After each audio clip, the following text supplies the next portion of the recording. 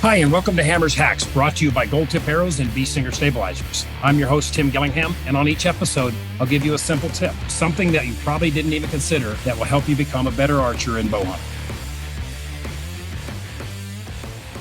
Okay, so one of the big things that I've seen over the years is people don't pay enough attention to broadhead alignment. Now, there's a video we do on our Gold Tip YouTube channel called Broadhead Alignment. It's very critical. A lot of people just screw a broadhead on like this. This is a Grim Reaper Hades. They just screw the broadhead on and one spin straight, and they'll do this, or, I like to spin them on my finger because I can really feel it. But you can see that broadhead's pretty wobbly. But a lot of times that wobble comes from, let me put this up here, is a lot of this play between the ferrule and the broadhead. Okay, it can be a lot of different things. We're mating a lot of parts there together. And so if you'll notice, what I do is I use a spinner like this. Pine Ridge makes an inexpensive, one, but you can take something like, I always use a paint can. In fact, let me go grab, well, I'll just use this cup, for reference, but I usually use a paint can that's got a bunch of writing and stuff on it. And I'll put that point up against something. Okay, because that really tells you if that point is making a loop or is it perfectly in the same place. And so what we do is we simply go to the low side of that spin or that loop, and we can just take that broadhead and just put some pressure on it, and you're just simply moving that broadhead around in that insert. And so we can use that technique, and it's covered in the video. It doesn't matter whether you're using a broadhead like this, this thorn. Now, this is a glue-in model thorn. So the way I achieve, nothing's perfect, right? Nothing's perfectly round. Nothing has zero tolerances, 0, 0, 0, 0, So in order to get really maximum accuracy, especially at higher speeds, you really got to have concentric stuff. And this is especially true, we're seeing with some of the crossbow stuff, where they're pushing speeds of 500 feet per second, man. If you got any wobble at all, that thing's taken off, right? And compound bows are kind of incremental in that. It's one of the reasons we try not to shoot fixed blades past about 290 foot a second, because it just makes things more critical, right? But with this glue-in style head, what I simply do is I hot melt glue it in, and I'll rotate. And anytime you have the ability to hot melt your inserts in, a lot of times, even with fixed blades and stuff, I will use like a gold tip back weight system to lengthen my insert, or maybe I'll use our 50 grain insert that's a little bit longer, so it gives me more glue surface area to be able to use hot melt, because that's reversible. I can rotate it if I want to rotate my, if I want to rotate every one of these fixed blades exactly the same, I can. I don't think that matters a heck of a lot, frankly. But I just simply rotate that broadhead until the barrel spins perfectly straight, and it's a very simple process. I seen a guy in camp one time with some Grim Reapers, and I took his arrow and spun it, and I was like, holy crap, that thing's crooked. And he's like, well, it's a mechanical. You don't have to do all that. I'm like, well, yes, you do, and if you want to be accurate at distance, you better figure that out. So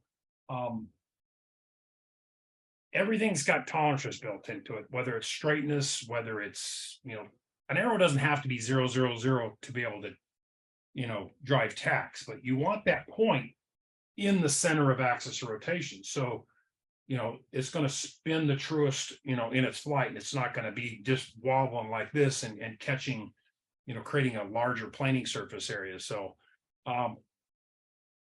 again, the video Broadhead Alignment, you can get on there and see kind of some of the stuff that I do directly.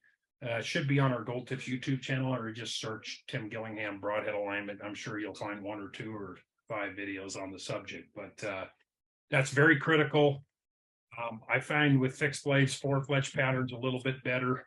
We covered that in the previous, Hammer's hack. So be aware of that. Broadheads don't fly like field points. Broadheads don't tune like field points. If I take this particular, so you look at the difference here on these 2 arrows, the field point's that long and the broadhead's that long, right? Do you really think that if you cut 2 arrows that are 1.25 inch different length, they're going to tune the same? Not even close.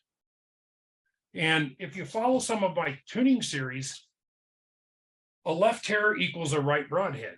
or even a right field point. It just shows up less because it doesn't have as much steering surface area. So you want to try to use broadhead systems that you can tune with. You know, the Thorn systems, one of the reasons I like it so much is they come with a little plastic, you know, collar that goes behind the point. So if I'm up at Kodiak Island, got to resight my bow in, I put that collar in and they have a heavy durometer pin so that broadhead will not open, so that when I pull that arrow out of the quiver on an animal, I know I'm not going to get any surprises. You know, I'm thinking about shooting this particular head here this year. So Bear made some old points called a match point, and I put a post up yesterday trying to find. I've got a few of them, but I'm trying to find a few more.